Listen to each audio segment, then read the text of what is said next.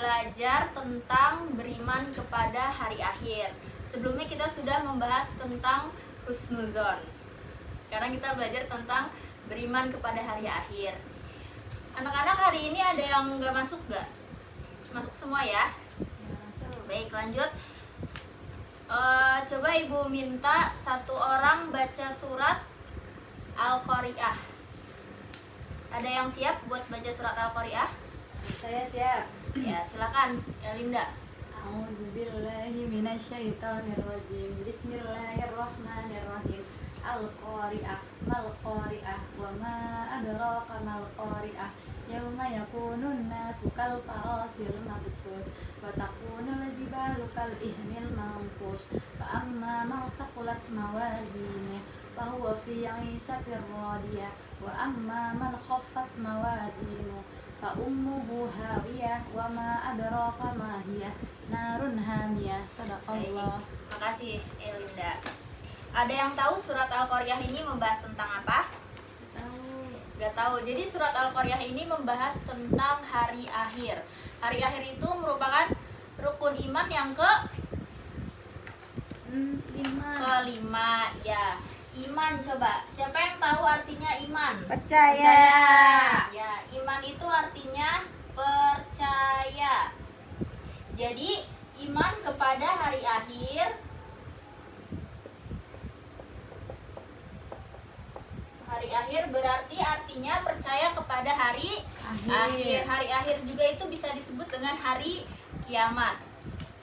Jadi hari akhir ini meyakini bahwa seluruh alam termasuk dunia dan seisinya akan mengalami kehancuran. Hari akhir ditandai dengan ditiupnya trompet oleh malaikat. Siapa yang meniup trompet? Ya, malaikat Israfil. Jadi pengertian iman kepada hari akhir itu meyakini bahwa seluruh alam termasuk dunia dan seisinya akan mengalami kehancuran. Jadi di hari akhir nanti seluruh dunia itu bakal hancur. Gak ada yang tersisa sedikit pun. Gunung-gunung meletus, hancur dan berhamburan. Nah, lautan meluap dan menumpahkan seluruh isinya. Tuh, begitu dahsyatnya hari akhir kan? Benda-benda yang ada di langit bergerak tanpa kendali. Bintang, planet, dan bulan saling bertabrakan. Gimana nasib kita nanti kalau ada di hari akhir? Nah, ada yang tahu dalil nakli tentang iman kepada hari akhir? Enggak. Jadi umat Islam itu harus percaya kepada hari akhir. Dan hari akhir itu pasti terjadi. Jadi Allah berfirman dalam surat Al-Hajj. Allah berfirman dalam surat Al-Hajj. Dalilnya Al-Hajj ayat 7 yang artinya, dan sesungguhnya hari kiamat itu pastilah datang, tak ada keraguan padanya, dan bahwasanya Allah membangkitkan semua orang di dalam kubur. Jadi dunia itu tempat hidup sementara. Kita hidup yang kekal itu ada di akhirat. Jadi jangan terlalu fokus kepada dunia. Ya, kita harus mengejar akhirat, harus balance. Jadi kiamat itu, kiamat kubro memang belum terjadi, sehingga tak seorang pun mengetahui peristiwa yang sebenarnya.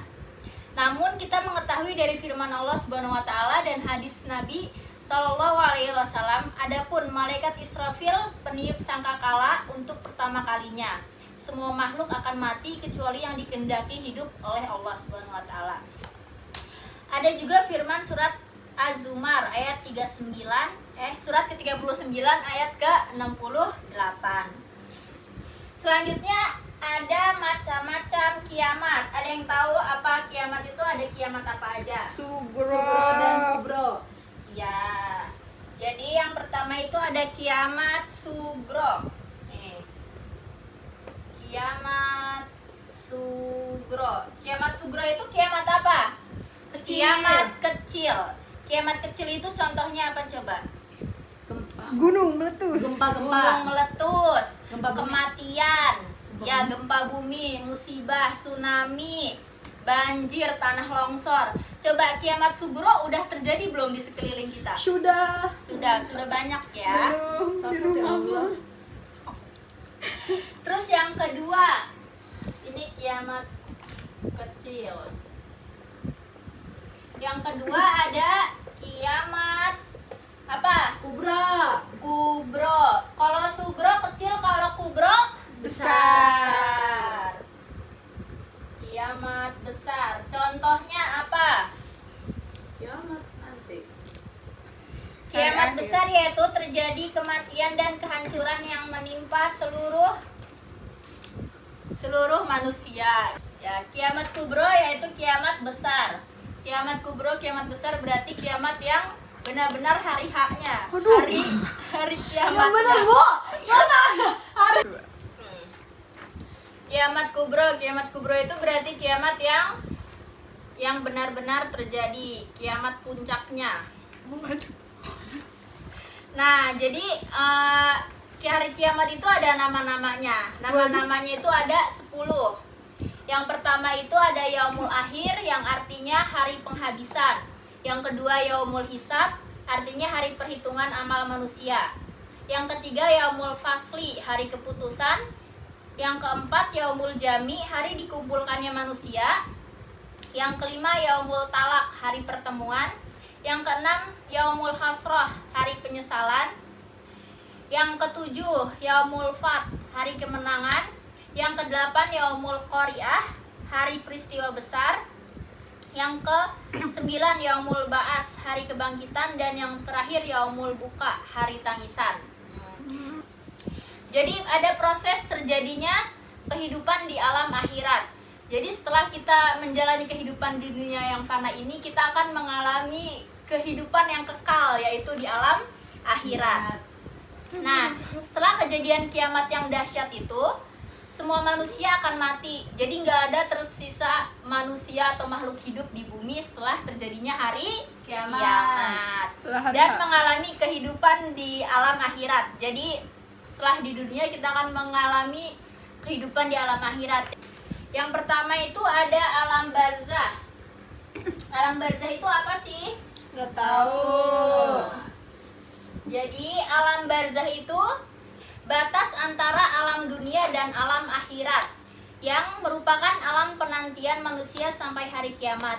Di sini tuh manusia akan didatangi oleh malaikat mungkar dan nakir yang akan memberi pertanyaan, diantaranya tentang siapa Tuhannya, man rabbuka, apa agamanya, siapa nabinya, apa kitabnya. Kemudian manusia mengalami siksa kubur atau sebaliknya, menikmati kebahagiaan atau kenikmatan sebelum memasuki surga yang kesemuanya tergantung amal perbuatannya selama di dunia.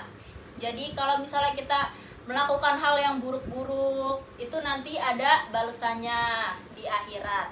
Jadi kita harus melakukan hal-hal yang baik. Jadi setelah kita ditanya oleh malaikat mungkar dan nakir di alam barzah, kita akan mengalami atau akan menghadapi balasan yang kita perbuat di dunia. Kalau misalnya kita berbuat jelek, akan ada balasannya, akan disiksa.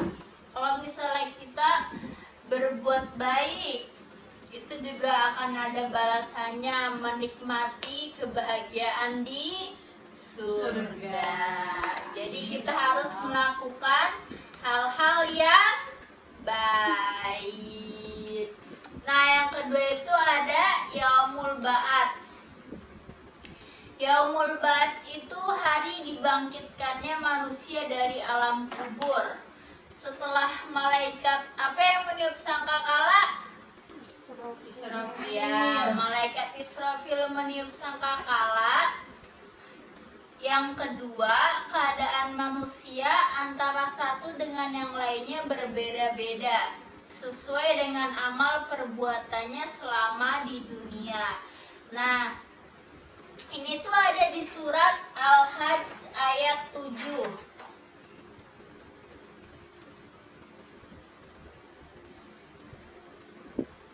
Al-Hajj ayat 7. artinya dan sungguh di hari kiamat itu pasti datang, tidak ada keraguan padanya, dan sungguh Allah akan membangkitkan siapapun yang ada di dalam kubur. Jadi setelah hari kiamat itu semua manusia dari zaman Nabi Adam sampai zaman Nabi Muhammad itu akan dibangkitkan kembali. Nah, peristiwa ini dijelaskan di Quran surat Az-Zumar. Quran surat Az-Zumar, Az-Zumar surat ke-39. Az-Zumar ayat 68.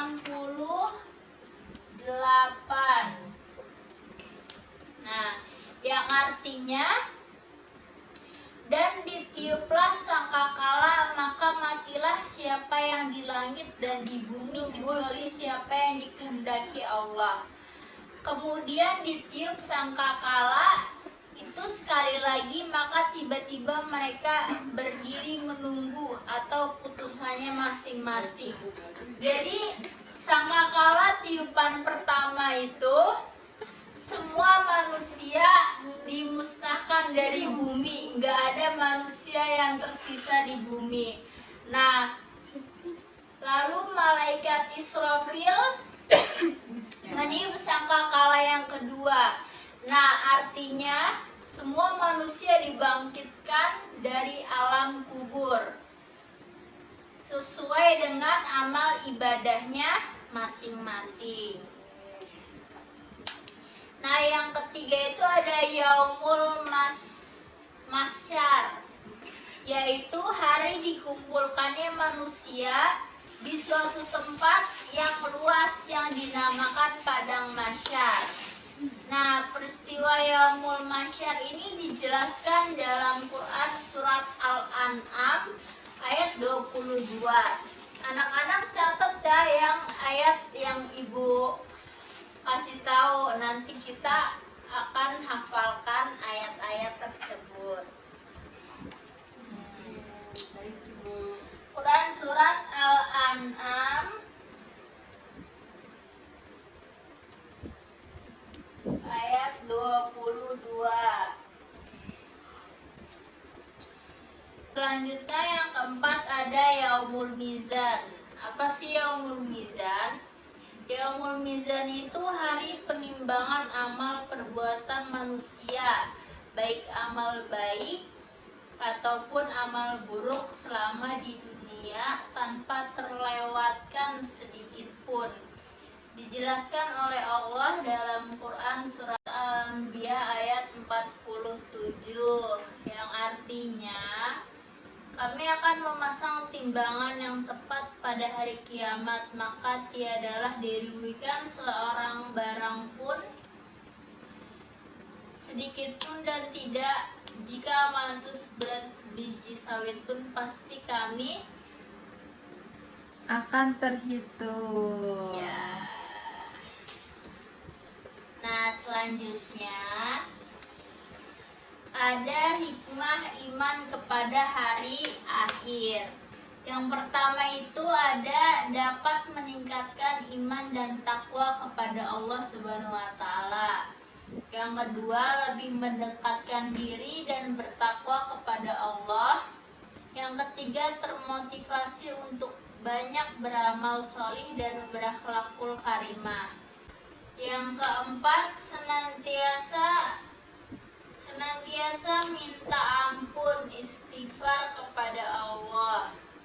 Yang kelima, mendorong manusia untuk meyakini bahwa kehidupan di akhirat lebih baik dan lebih kekal atau zuhud.